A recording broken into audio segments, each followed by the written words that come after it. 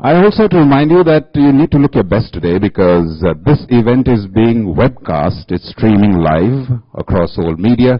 So if you are connected, you probably will be seeing yourself in real time. And we'd like to thank 24 Frames Digital for being our webcast partner. With that, ladies and gentlemen, to remind you once again, those of you walking in, please ensure mobiles, connected devices are on silent. Our next presentation, we have with us the Managing Director who's in charge of Asia Pacific and SAARC, India also, of Blue Coat. Please put your hands together for Ambrish Deshpande.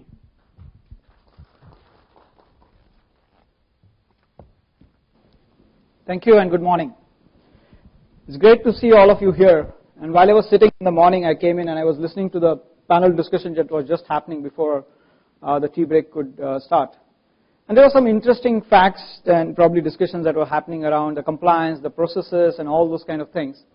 And today my topic, or the discussion that we're going to have in the next 15 minutes, is basically focusing on the advanced threats. Right? Security has come across a complete change in the last 15 to 20 years that we have seen security been emerging. And I want to actually put a question to most of the audience who's sitting here. Rather than calling security as security, can we call this technology within the IT framework as a business assurance technology? Because security has got of negative connotations attached to it, right? When you talk about a security guard, the first thing you do is, he's there to basically stop all the bad guys, which is true. But does it give you that kind of confidence and a comfort that when you're entering this building, you will be safeguarded, right?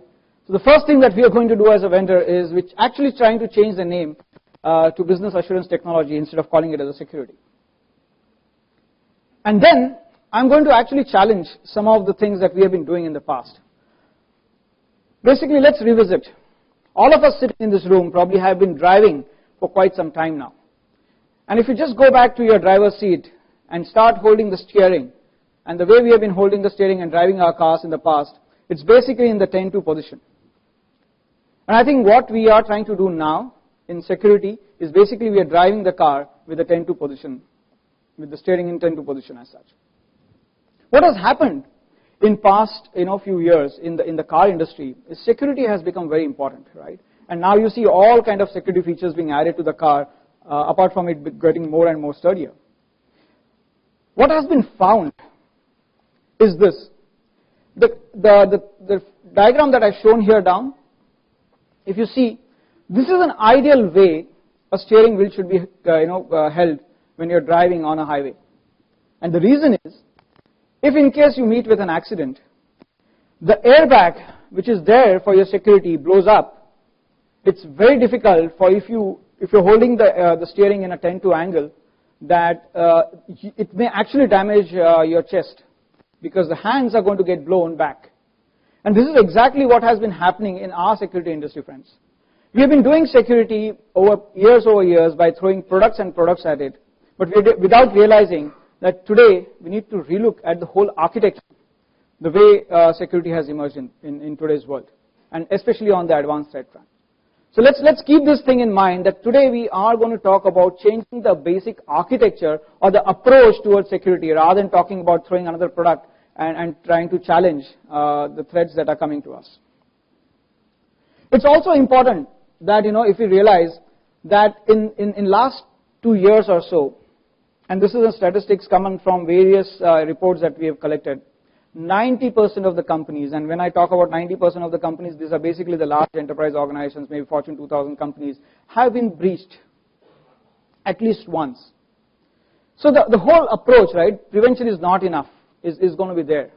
Alpana was just mentioning in a panel that, let's be, agree to this fact that someone out there is more smarter than us, and if he decides or if they decide to break in, so prevention is good, but it's not enough. We really need to look at something which is more retrospective and investigation perspective, just like what we do in a physical world. Companies like ours are actually embracing technology. It's a very familiar ad that we see on our daily televisions today. Amitabh Bachchan talking about how you can really go and open an account in practically few minutes, if not hours. Do you remember those days when you had to fill in shitloads of forms to just go and open an account in a bank? The time it would take you to do that? Today things are moving, and what's been used by the businesses is the technology, not because it is, it's like you have empowered users today using that, but it's important to go and be close to your customers. And technology, especially the way we are currently using it, is allowing us to be close to our customers as possible. So the fact today is businesses, and I'm talking about, when I talk about businesses, these are the business units of an organization. Businesses are moving ahead with their plans, with or without IT, are taking along with it, right? So there is some statistics, probably some of the people at the back may not be able to see, but just to highlight something, that 27% of the senior executives that were interviewed in the recent times said that IT is actually a bottleneck for us to be fast enough to the market. IT is actually holding us back, and there is a reason why IT is holding you back, but they don't like that. They want IT to follow their footstep or be in shoulder to shoulder with them when they want to launch and get certain things into the market. If I just take you to some of the things, shadow IT is becoming a big issue. In a normal environment, right, if you look at someone like business user, he identifies a need, right? He's probably a retail banker. He goes to an IT and says, hey, we're launching this great product. We want to collaborate with you. So IT collaborate with these people. IT defines the risk that can be there in this whole project that we are offering. They run a pilot, and probably a secure solution is rolled out. If you look at today, what's happening?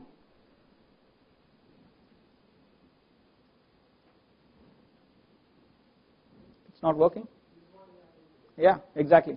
It's just not moving. There's a huge gap between what I need someone to change the slide, please.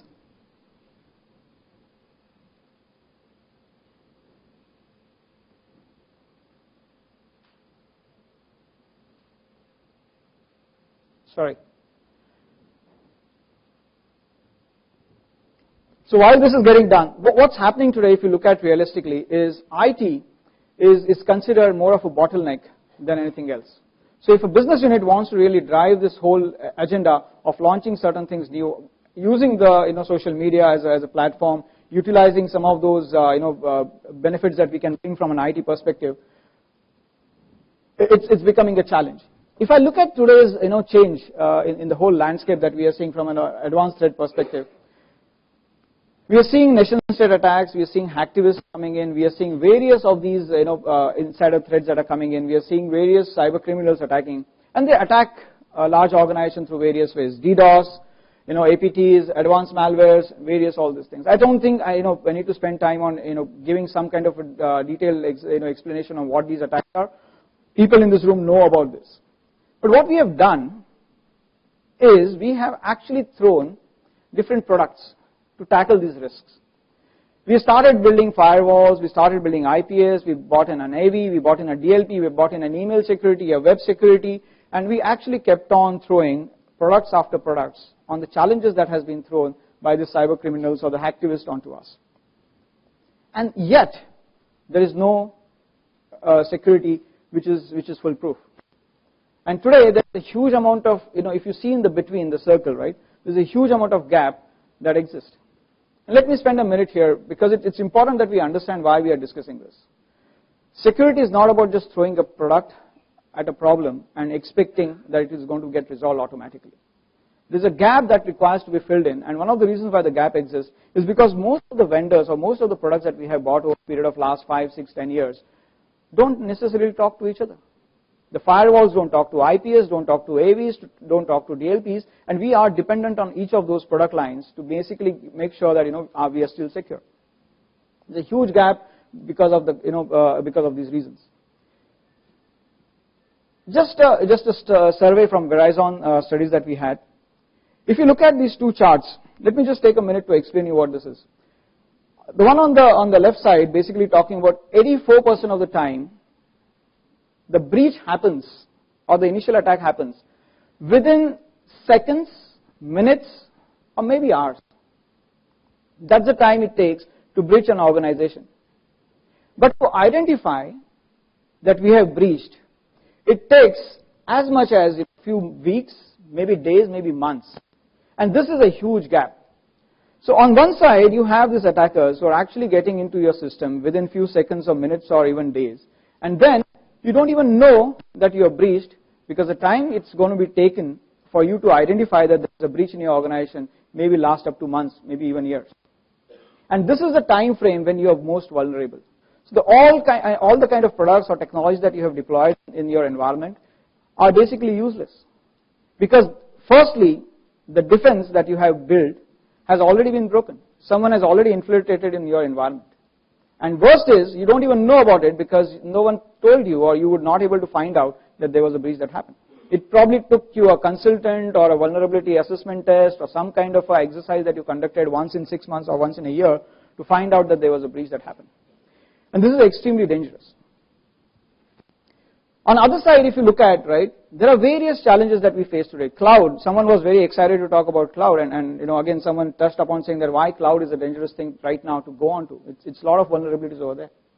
Social medias, BYOD, mobile apps, I think these are all the terminologies that we use today to find out that these are something that we need to use. But on the other side, we also need to be aware that there are technologies which are going to help you to get the visibility in the SSL traffic that's increasing. Today, almost around 40% of your traffic that comes through as HTTPS is encrypted, which none of your security technologies today can see.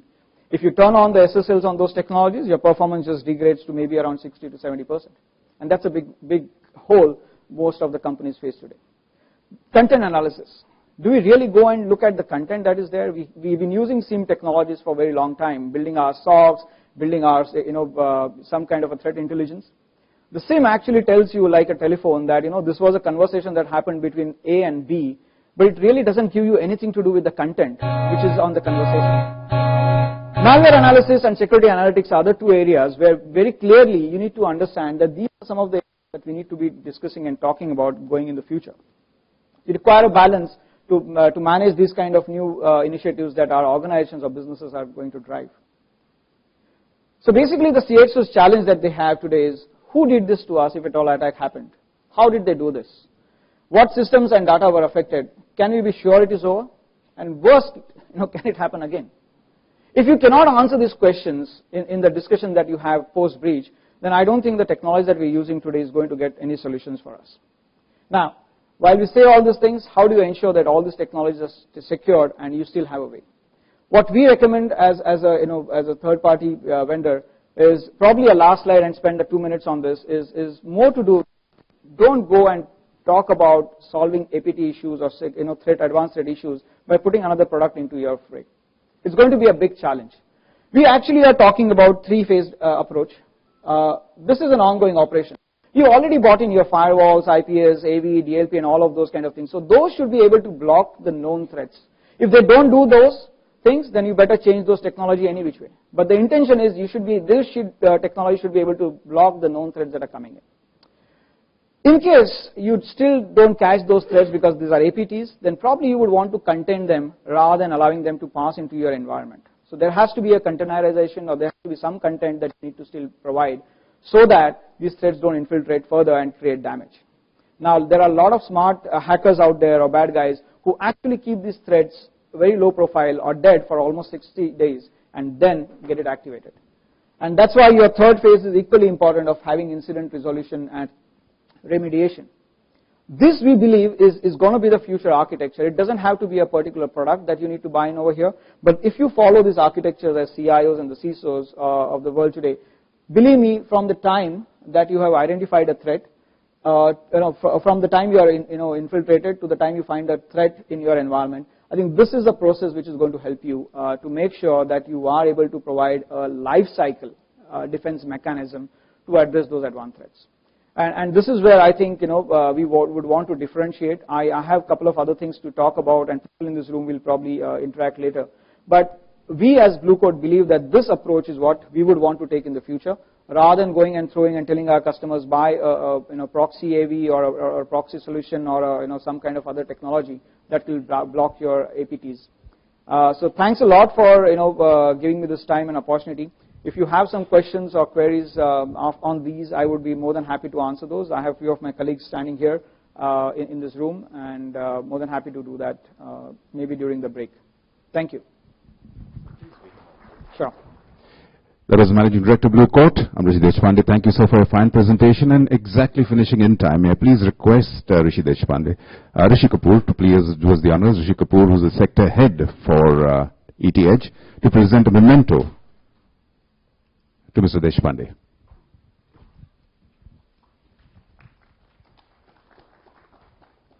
Thank you. May I have a quick photograph, please?